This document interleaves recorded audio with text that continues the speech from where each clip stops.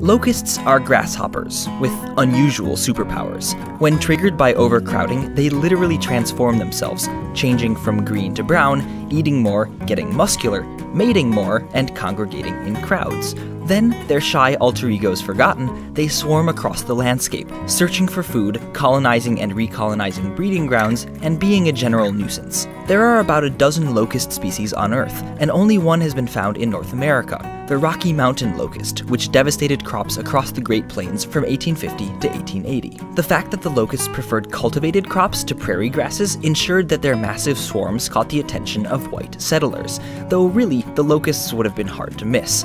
One observer in Nebraska in 1875 watched a mile-high stream of locusts pass overhead for 5 days straight. Together with telegraphed reports from neighboring towns, he estimated the swarm to be 110 miles wide and 1,800 miles long, roughly twice the size of Colorado.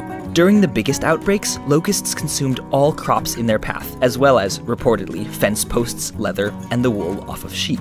They were such a challenge to the settlement of the western US and Canada that bounty hunters were paid as much as $100 per bushel of dead grasshoppers, and settlers dynamited their breeding grounds. While these methods may have been more satisfying than successful, ultimately the settlers did end up controlling the Rocky Mountain locusts.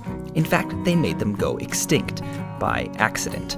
Locusts, like settlers, need to eat and reproduce, and after outbreaks, locust populations typically retreated back to their permanent breeding grounds in the valleys of the northern Rockies to lay their eggs.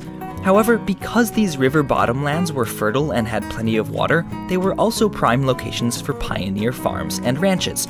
It turns out that plows, livestock, and irrigation excel at destroying locust eggs and crucial locust nymph habitat. By the 1890s, swarming white settlers had covered so much western river bottomland that the locusts weren't able to attain the numbers or density needed to transform into their buff alter egos, and they never swarmed again. The disappearance of these super bugs less than 30 years after they nearly ate agriculture off the Great Plains is most likely the only extinction of a pest species in the history of agriculture, because it turns out agriculture was their kryptonite.